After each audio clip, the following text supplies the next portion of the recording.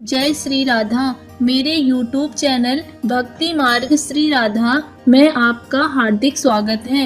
आज हम गुरु महाराज जी की अमृतवाणी के माध्यम से शरणागति के विषय में जानेंगे। शरणागति, हे मत भटको इधर उधर। शरणागति बहुत जोर का विषय है, ये समझना है। भगवान कहते हैं क्या करना है क्या नहीं करना है, अब तुम्हारे ऊपर ये भार नहीं रहा। बहुत ध्यान से सुनोगे तो आनंद आ जाएगा। तुम्हें ये बात कोई समझाएगा भी तो नहीं समझ में आएगी कि अब तुम्हारा कल्याण नहीं होने वाला। अरे ऐसा ऐसा करे तब जीवन मुक्त होता है। आपको विश्वास नहीं मानना, यहां बात सुनो और उसको बैठा लो। क्या करना है क्या नहीं करना है, ये तुम्हारी जिम्मेवारी खत्म। अब वो क्या कराना है, कहां पहुंचाना है, ये जिम्मेवारी प्रभु की हो गई, क्योंकि आप शरणागत हो। बिल्कुल बैठा लेना हृदय में, कभी डरना नहीं, कभी संशय मत करना। बहुत सुंदर मनन की हुई बात कह रहे हैं। स्वयं भगवान के शरणागत हो जाना संपूर्ण साधनों का फल है, सार है। तो शरणागति को समझना आगे पूरे विवरण में आएगा, विस्तृत रूप से है कि क्या शरणागति का स्वरूप है। शरणागत हो जाना प्रभु के संपूर्ण साधनों का फल है, सार है। जैसे भक्ति के 9 विशेष स्वरूप हैं, श्रवणम, कीर्तनम, स्मरणम, विष्णुपाद सेवनम, अर्चनम, वंदनम, दास्यम, सख्य। पर ये जो 9वां है, ये अष्ट भक्ति का फल है। आत्मसमर्पण, आत्मनिवेदनम, आत्मसमर्पण। अपने आप को प्रभु के हवाले कर देना, अंदर से, हृदय से। आप देखो, ऐसा वो परिस्थिति पैदा कर देते हैं या ऐसा ज्ञान दे देते हैं, दोनों बातें हुई। पूर्ण समर्पण तभी होता है जब अशरण हो जाता है, हर जगह धक्का, कोई सहारा देने वाला नहीं, उसके पास कुछ नहीं। कोई अगर उसकी तरफ से निकलना चाहो तो हटकर दूर खड़ा हो जाएगा, कहीं कुछ मांग न ले, कहीं कुछ कह न दे। ऐसा तिरस्कृत, उसे विश्ववंदनी बना देते भगवान। पक्का केवल शरणागति बहुत बड़ा स्वरूप है शरणागति का। ये संपूर्ण साधनों का सार है। शरणागत भक्त को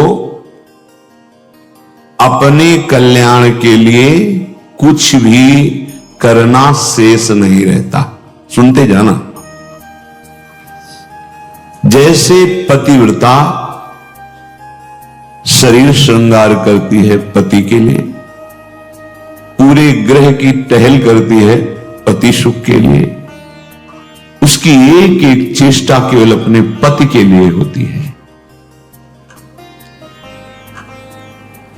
यहां तक कि वो पूरे कुटुंब का, पुत्र पुत्री सबका पालन पोषण केवल पति प्रसन्नता के लिए करती है। ठीक बस ऐसे ही शरणागत का स्वभाव बन जाता है। उसकी शरीर की सारी चेष्टाएं प्रभु को समर्पित, सारी इंद्रियों की चेष्टाएं प्रभु को वो शरणागत है। तभी सेवक जी महाराज कह रहे हैं, हरिवंश पतिव्रत हैं जिनके, सुख संपत्ति दंपति जो जिनके। वृंदावन में विराजमान सहचरियों के मध्य में प्रिया प्रीतम के प्रति जिसका ऐसा अनन्य भाव, बोले उसको निश्चित प्रिया प्रीतम प्राप्त होते हैं, उनकी सेवा उसको प्राप्त। ये बहुत बड़ी बात है।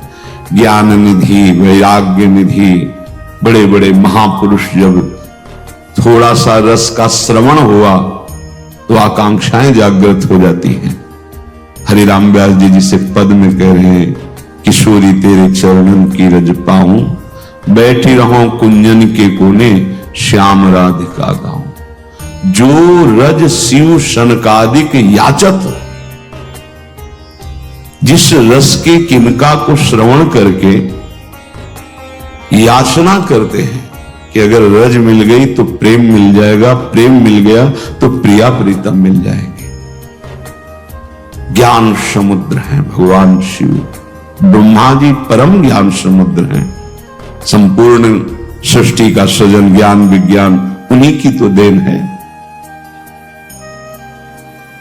शरणागत भक्त शरीर को सुखपूर्वक रखता है, नहाना धोना, कपड़ा और सब।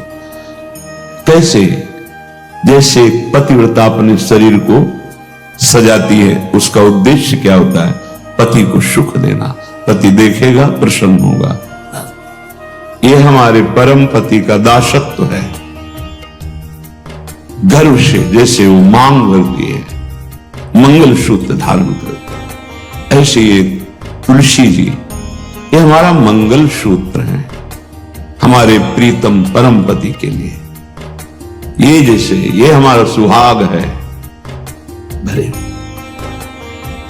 किसी के एक प्रीतम होते हैं तो ठसक में घूमती, हमारे तो दो दो प्रीतम, प्रिया और प्रीतम दोनों। बिहरत दो प्रीतम कुंज, ये हमारे दो है। उस शरीर को लेकर के कि जैसे कोई बाहरी देखे पोशाक धारण किए हुए, खुशबू आ रही उसके शरीर से, इत्र लगा हुआ है स्वामिनी की प्रसादी, और पान पाए हुए स्वामिनी का पान प्रसाद। जैसे हम पात्र मार्जन करके श्री जी की सेवा में लगाते हैं, अब ये शरीर श्री जी की सेवा का पात्र है। आगे सत्संग में हम सुनेंगे शरणागति के लिए ईश्वर हमारी कोई जाति, धर्म, कुल नहीं देखते। परमात्मा के लिए उनके शरण में आया हुआ प्रत्येक व्यक्ति उनका ही अंश होता है। मैं करके भोगों में उतारना निंदनीय है, त्याज्य है, लेकिन श्री जी को समर्पित ये शरीर, चाहे गृहस्थ हो चाहे विरक्त, अब वो उसी तरह से प्यार दुलार लायक है जैसे हम ताम्र पात्र को मार्जन करके पवित्र स्थान में ऊंचे पे रखते हैं। क्यों? क्योंकि श्री जी की सेवा में आएगा तो ये श्री जी की सेवा पात्र हो गया। शरणागत का चिंतन कैसा होता है? इसीलिए तुम बाहरी त्याग तो देख सकते हो, लेकिन आंतरिक समर्पण नहीं देख सकते हो। जो प्रभु के शरणागत हो जाता है उसकी कोई जाति नहीं होती, उसका कोई गोत्र नहीं होता, कुल नहीं होता उसका कोई, उसका वही कुल होता है, वही जाति होती है, वो गोत्र होता है जहां समर्पित हो जाता है। लोक में देखो थोड़ा सा समर्पण, अन्य गोत्र कुल की कन्या जब अपने पति को स्वीकार करती है तो पति का गोत्र और कुल उसका हो जाता है, फिर उसका अलग से नहीं बना। अलग तो वो समझ नहीं पा रहा, इसलिए नहीं, एक ही बना, वो कोई और रहे कुल में, उसका गोत्र अलग है उसके। और वो जब पति को स्वीकार हुई तो पति के गोत्र में गोत्र मिल गया, पति के कुल में कुल मिल गया, अब उसका अलग से कुल गोत्र नहीं। जैसे नदियां जब अलग रहती हैं तो नाम अलग होता है, जब समुद्र में मिल जाती है तो एक ही शब्द हो जाता है समुद्र, ना नदी का नाम रह गया ना रूप रह गया। ऐसे ही प्रेम समुद्र प्रियालाल के शरणागत का गोत्र प्रियालाल है, कुल प्रियालाल है, जाति प्रियालाल है। इसीलिए हमारे प्रियालाल की शरणागति में कभी किसी से नहीं पूछा जाता आपका गोत्र क्या, कौन सी, हमेशा आप हमारे प्रभु के अंश हो, प्रभु के शरणागत होना चाहिए। शरण होइए, बिल्कुल समान व्यवहार आपके साथ होगा, उसमें थोड़ी भी व्यवहार में कि आप इस जात के हैं तो आप इस सेवा में नहीं आ सकते, नहीं। देखो ना, किसी का परिचय नहीं कि आप किस जात के हो, किसी का परिचय नहीं। 10 वर्ष से आप सेवा में हो, किसी का परिचय नहीं। ये यहां मात्र नहीं, मात है आप प्रभु के हो, बस प्रभु के हो के अपने जीवन को प्रभुमय बना दो। सेवक जी महाराज कहते श्री हरिवंश सुगोत कुल देव जाति हरिवंश। हरिवंश का तात्पर्य वृंदावन में विराजमान सहचरियों के मध्य में प्रिया प्रीतम, यही हमारे गोत्र हैं, यही हमारे कुल है, यही हमारी जात है, यही हमारी साधन है, यही हमारी सिद्धि है। श्री हरिवंश सुगोत कुल देव जाति हरिवंश, श्री हरिवंश स्वरूप हित रिद्धि सिद्धि हरिवंश, सब कुछ प्रिया प्रीतम। ऐसे प्रभु के चरणों में समर्पित जो हो जाता है वो निश्चिंत हो जाता है, निर्भय हो जाता है, निशोक हो जाता है, निशंक हो जाता है। उसके हृदय में किसी भी तरह की कोई चिंता, भय, शोक ये नहीं रह जाता है। पर ये होता वही उसी को है जो संपूर्ण आश्रयों का त्याग करके एकमात्र भरोसा ले लेता है प्रियालाल का, प्रभु का। अब ध्यान से सुनना, जब प्रभु के आप आश्रित हो गए तो अब तुम्हारे अंदर ये चिंता, ये शोक नहीं होना चाहिए कि अभी मेरे अंदर तो भाव सुधरे नहीं। बहुत सुंदर विषय है, हमें कोई उन्नति तो दिखाई दे नहीं रही है। तुम्हारा शरीर भी समर्पण किसको कहते हैं, शरणागत किसके हुए हो, किस बात के शरणागत हुए हो? ये दे शरणागत का प्रधान साधन भगवत प्रेमी महात्माओं के संग से ये होती शरणागति। हनुमान जी नाम जपते, भगवत आश्रित, ऐसे नाम जापक भगवत आश्रित विभीषण जी ने जब हनुमान जी को देखा उसी समय निश्चित हो गया कि प्रभु ने मुझे स्वीकार किया, और उसी समय से नींव पड़ गई कि अब प्रगट में प्रभु की शरणागति हो जाएगी। नहीं तो साधन तो चल ही रहा था विभीषण जी का, लेकिन शरणागति की बात नहीं थी। परम नाम जापक, परम आश्रित हनुमान जी के दर्शन संभाषण से हृदय प्रफुल्लित हो गया कि प्रभु मुझको भी स्वीकार कर लेंगे। अंततो गत्वा विभीषण की शरणागति पुष्ट हुई, भगवान स्वयं स्वीकार किए। शरणागति होती ही संत कृपा से है। अगर महापुरुषों का संग न मिले तो यहां तक पहुंच ही नहीं हो पाएगी, विविध साधनों के जाल में फंसे रहोगे। बहुत ध्यान देने की, हम लोग यही परेशान होते रहते हैं, हमारे भाव नहीं बढ़े, हमारी वृत्तियां नहीं सुधरी। भगवद आश्रित हो, नाम जब चल रहा है ये पकड़ना है तुम्हें, यही शरणागति का स्वरूप है। आश्रित है और नाम जप। अब हमारे भाव बढ़े ना बढ़े, वृत्तियां ठीक हो ना ठीक हो, ये हमारा विषय नहीं है। बहुत महापुरुषों के वचन और ये हृदय की बात कह रहा हूं। जब साधना के समय कहते तो हम यही कहते कि हम तो अब अपने हृदय की बताएं, बस हम इतना ही साधन अब जानते हैं। जब दाम में छोटी कुटिया, महाराज जी इसका मतलब मैं नहीं समझ पा रहा, करते तो हम लोग भी ऐसे हैं, पर मतलब कुछ फर्क तो, मतलब इसका मतलब क्या? हम कहा देखो मतलब तो नहीं समझा सकते, पर इतना कह सकते हैं कि जबान से अगर कुछ निकला तो श्री जी, शरीर से कुछ हुआ तो श्री जी की इच्छा। अब न इच्छा रह गई है और न मैं रह गया है, वो सब समर्पित हो गया है। अब कैसे कब कहां हुआ पता नहीं चला। जैसे तुम्हारे किशोर अवस्था में मूछ किस तारीख को निकली पता चला? मूछ भैया 9:10 में मूछ निकली थी, अमुक तिथि तारीख पता नहीं, और आपे की तो निकली क्यों नहीं पता। ऐसे आपे की तो शरणागति कब और कैसे हो गई पता नहीं चला।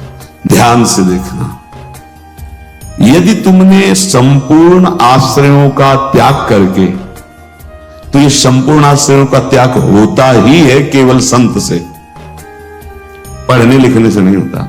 अपने आप जो शरणागति का स्वरूप आएगा वो संत संग, सर्व संगों को ही माम, समस्त संगों के त्याग कराने की सामर्थ्य सिर्फ सत्संग में है, सिर्फ सत्संग में। बिना संत महापुरुषों के ये शरणागति नहीं होती। पर ऐसे संत भगवान की कृपा से मिलते हैं जिनका एक भरोसा, एक बल, एक आस विश्वास केवल प्रभु से है। बहुत मुश्किल। कोई एक पाव भगत जी में मूरी, ऐसी शरणागति किसी किसी के हृदय में प्रकाशित होती है। जिसने संपूर्ण आश्रय सहारों का त्याग करके केवल प्रभु का आश्रय ले लिया, अब उसको ये चिंता नहीं करनी कि हमारे भाव, हमारी वृत्तियां, हमारे आचरणों में तो कोई फर्क पड़ा नहीं, सुधार हुआ नहीं, भगवत प्रेम, भगवत दर्शन, ये सब कुछ तो हो ही नहीं रहा। हमें लगता है कि भगवान ने स्वीकार नहीं किया क्या? मेरी अयोग्यता नहीं गई, मेरा अनाधिकारिता, निर्बलता, ये सब वैसे की वैसे ही है। तो यदि तुम्हारे अंदर इनकी चिंता है और भय है तो वास्तविक तुम शरणागत नहीं हुए। तुम्हें कोई चिंता इनकी नहीं करनी, कोई भय नहीं करना, कारण कि तुम प्रभु के अनन्य शरणागत हो गए हो। बड़ी मस्ती का विषय। कमी है तो वो प्रभु की है, तुम्हारी नहीं। यही तो ठसक होती है, यही ठसक होती है। अब सुधार करना तुम्हारा काम नहीं और सुधार भी नहीं सकते, पक्का बात है। करोड़ों कल्प तक हम सुधारते हैं नहीं, सच्ची बात है। बहुत प्रबल भगवान की माया, एक क्षण में कहां से कहां चित्त वृत्ति, कहां से कहां पहुंच जाता है मन। लेकिन ये जब सुधारते हैं तो तुमसे सच्ची कहते हैं, ऐसी स्थिति प्रदान करते हैं, रुचि शब्द का ही लय हो जाता है। कहीं कोई रुचि नहीं, कहीं कोई, यहां से लेकर ब्रह्मलोक तक कोई रुचि नहीं। वो अपनी सामर्थ्य नहीं होती, इनकी सामर्थ्य। ये देते हैं, स्थिति देते हैं। तभी तो आश्चर्य होता है कि कल तक तो ऐसा, आज ये ऐसा कैसे हो सकता है? कल हमने देखा ऐसा, और आज ये कैसे ऐसा? अरे वो एक क्षण में, बस यही शरणागति का।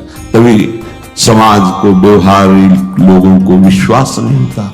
ऐसा भी हो सकता है क्या? बड़े बड़े महापुरुष जैसे नरसिंह मेहता, इन सबको ऐसा कैसे हो सकता है? ऐसा कैसे हो सकता है? गुरु महाराज जी की अमृत वाणी के माध्यम से हमें ज्ञात हुआ, शरणागति उसी की संभव है जिसने अपने संपूर्ण आश्रयों का त्याग करके प्रभु का आश्रय ले लिया हो और उन्हीं को अपना एकमात्र रक्षक मान लिया हो और अपनी सारी चिंताएं, भय, शोक सब प्रभु को समर्पित करके सच्चे भाव से उनका आश्रय ले लिया हो। आज के लिए बस इतना ही। कल मिलते हैं एक नए प्रसंग के साथ। यदि आपको हमारी वीडियो पसंद आती है तो चैनल को सब्सक्राइब करके वीडियो को लाइक करें और कमेंट में जय श्री राधे लिखना न भूलें।